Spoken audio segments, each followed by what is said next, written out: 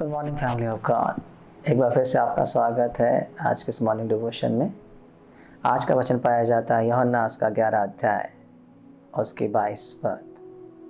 यहाँ पर ऐसा लिखा है, मार्था ने यीशु से कहा, हे प्रभु, यदि तू यहाँ होता तो मेरा भाई कदापि नहीं मरता। आप सबको पता है यीशु मसीह मरियम, मार्था और उसके भाई लाजर से बहुत प्रेम करते हैं और जब भी बैतसैदा आते तो उसके घर में रहते। मार्था उनकी भगत करती और मरियम उसके पाँव पर बैठकर यीशु मसीह के वचनों को सुना करती थी। एक समय ऐसा आया जब यीशु मसीह वहाँ से चले गए और जब बैतसैदा को छोड़ कर जा रहे हैं, कुछ आगे निकल गए हैं, पीछे से खबर आ रही है, उन्होंने एक व्यक्ति को भेजा है यीशु मसीह के पास जब लाजर बीमार है। यीशु मसीह जब वहाँ से निकले तब लाजर ठीक था, पर यीशु मसीह जब 2-3 दिन के सफ़र पर आगे बढ़ गए हैं, इस बीच पर क्या हुआ है, लाजर बीमार हो गया है और बहुत बुरा बीमार पड़ा हुआ है। इसलिए क्या हुआ है, उसकी बहनों ने यीशु मसीह के पास खबर भिजाई। क्या खबर भिजाई? जिसे तू प्यार करता है वो बीमार है। कि उन्हें पूरा विश्वास था यीशु मसीह यहाँ होंगे तो चंगा कर देंगे। उन्हें यीशु मसीह की चंगाई की सामत पर विश्वास, भरोसा है, यीशु मसीह के प्रेम पर भरोसा है, उसके वचनों पर भरोसा है और उसकी उपस्थिति पर भी भरोसा है। उन्होंने सोचा जैसे ही यीशु मसीह सुनेंगे दौड़ कर यीशु मसीह आ जाएंगे। ऐसा नहीं हुआ। बाइबल में लिखा यीशु मसीह 3 दिन वहाँ और रुक गए और जब यीशु मसीह वहाँ रुक गए हैं, उसके बाद यीशु मसीह वहाँ पहुँचते हैं तो वहाँ पर क्या कहते हैं, उसको मरे हुए 4 दिन से ज़्यादा बीत चुके थे, 4 दिन हो चुके थे। तब मार्था क्या कह रही है, तो यहाँ होता तो मेरा भाई नहीं मरता। जैसा आपको पता है कई बार हमारे जीवन में ऐसा लगता है प्रभु ने देरी कर दी है, अब कुछ नहीं हो सकता, अब समस्या कठिन है। जब हमने प्रार्थनाएं की, एक बार प्रार्थना की, 2 बार प्रार्थना करी, विश्वास से प्रार्थना करी, उपवास के साथ प्रार्थना करी, कोई जवाब नहीं आया है, परमेश्वर के कान ऐसा लगता बंद हो गए हैं, परमेश्वर हमारी प्रार्थना को नहीं सुन रहा, तो हम क्या सोचते हैं, परमेश्वर की इच्छा है कि हम इसी कंडीशन में रहें, इसी बीमारी में रहें, इसी अवस्था में रहें, इसी कैंसर में रहें, इसी डायबिटीज़ शुगर में रहें, आर्थराइटिस की बीमारी में रहें, कर्ज में, दबाव में, शैतान की अधीनता में रहें, समस्याओं में रहें। हम कई बार सोचते हैं कि ना अब बहुत हो चुका है, इतनी प्रार्थनाएं कर चुके हैं, अब तो कुछ भी नहीं हो सकता। यदि प्रभु जल्दी आ जाते तो शायद लाजर जिंदा हो सकता था, बच सकता था, और तो अभी यीशु मसीह इतना लेट आया है कि उसको मरे हुए 4 दिन हो गए, कब्र में रख दिया गया है, उसकी लाश सड़ने लगी है, उसमें से बदबू भी आ रही होगी, ऐसा उन्होंने सोचा। ऐसा ही हम सब भी सोचते हैं। हम क्या सोचते हैं, अपनी बुद्धि के अनुसार अब कुछ नहीं हो सकता, पर बाइबल कहती है परमेश्वर कभी भी देरी नहीं करता, वो सही समय पर सही जगह होता है। जब आपने उससे प्रार्थना करी है, मरियम ने, मार्था ने प्रार्थना करी है, यीशु मसीह बिल्कुल सही समय पर वहाँ पहुँचे, ना बिफोर ना आफ्टर। उनको पता उनको क्या करना है। हमको ऐसा लगता है कि देरी हो गई, परंतु परमेश्वर अपनी प्रतिज्ञाओं को पूरा करने के लिए देरी नहीं करता।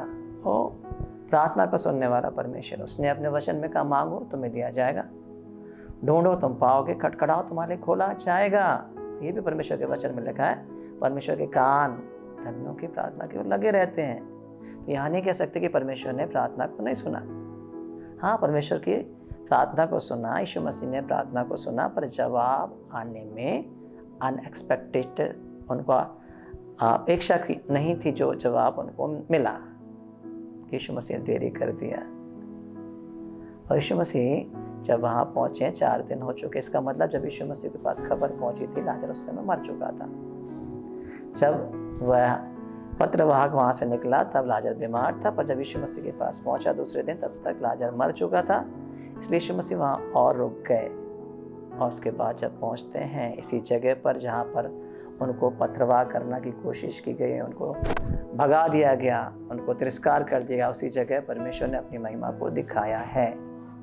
और जा कर क्या किया, यीशु मसीह ने क्या कहा, यदि तो विश्वास करेगी तो क्या करेगी, परमेश्वर की महिमा को देखेगी। इसे में विश्वास करना आसान नहीं है। वो क्या विश्वास कर सकते थे, चंगाई पर हम विश्वास कर सकते हैं, परंतु हम विश्वास नहीं कर पा रहे कि मुर्दों को भी जलाया जा सकता है।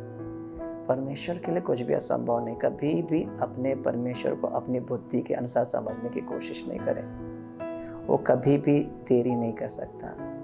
वो मुर्दों को जलाने वाला परमेश्वर है, वो अंधों को आंखें देने वाला परमेश्वर है, वो आजकल युगानुयुग एक सा परमेश्वर है। केवल बाइबल के दिनों का नहीं, केवल प्रारंभिक कलीसिया के समय का नहीं, केवल यीशु मसीह के शरीर में रहने का समय नहीं, आज भी वही है। वो कभी नहीं बदलता, उसका प्रेम कभी नहीं बदलता। हाँ, हमारा विश्वास कम ज़्यादा हो जाता है, हम सिचुएशन को देखकर घबरा जाते हैं। हम सोचते बहुत समय हो गया, इतने दिन हो गए हमारी शादी नहीं हो रही, इतने दिन हो गए हमको रोज़गार नहीं मिल रहा, इतने दिन हो गए हम समस्या से नहीं निकल पा रहे हैं, इतने दिन से बीमारी हमारे पीछे है, हमने प्रार्थनाएं की हैं, कोई जवाब नहीं आ रहा है।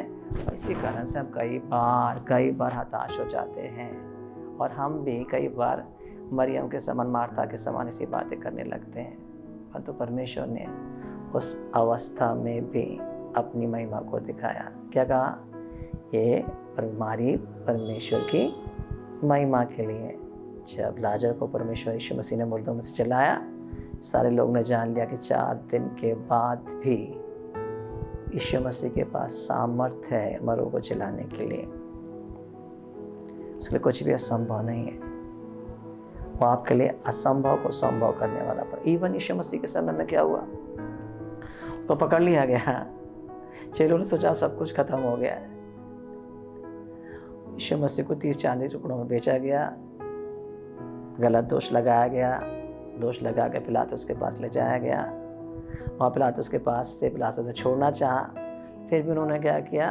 बरअब्बा को मान लिया, बोले यीशु मसीह क्रूस पे चढ़ाया जाए। शैतान ने सोचा, शास्त्री फरीसियों याजकों ने सोचा अब सब कुछ खत्म हो गया है।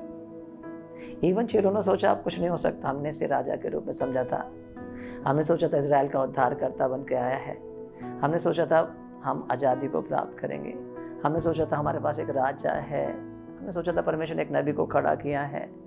सब कुछ खत्म हो गया जिस दिन उन्होंने यीशु मसीह क्रूस पे चढ़े हुए देखा। सारी आशा खत्म हो गई। अब तो कुछ भी नहीं हो सकता।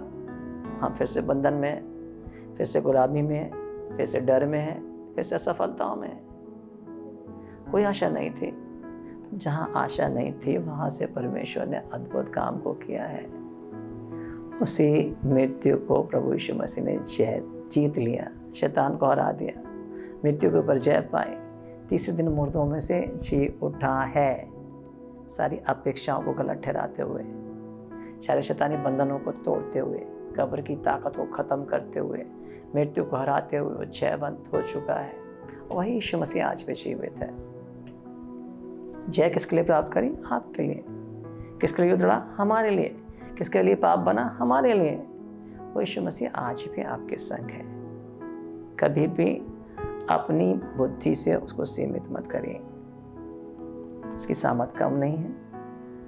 वो अद्भुत युक्ति करने वाला पराक्रमी परमेश्वर है। चाहे समुद्र आपके सामने खड़ा हो जाए, चाहे फिरौन की सेना आपके सामने खड़ी हो जाए, चाहे लाल समुद्र आपके सामने हो, पहाड़ आपके सामने हो, यदि प्रभु आपके संग है, जैसे उसने कहा मैं तुम्हें कभी नहीं छोड़ूंगा, तो कोई भी आपके विरोध में खड़ा नहीं हो सकेगा।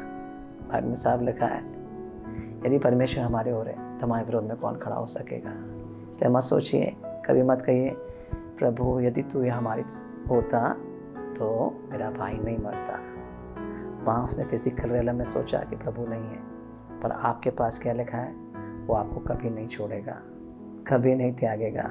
जगत के अंत तक सदैव वो आपके संग है। मार्था के संग उस फिजिकल रियलम में नहीं था, पर आपके संग वो हमेशा हमेशा हमेशा के लिए। इसलिए हम कभी नहीं कह पाएंगे प्रभु आप यदि होते। वो तो है, अभी भी आपके साथ है, हमेशा आपके साथ है। जब आंधी तूफान में हो तब भी आपके साथ है, जब आप अच्छी वादियों में चलें तब भी आपके साथ है, जब शांति की नदी आपके साथ है, शांति के समय आपके साथ है, कठिन समय में भी आपके साथ है।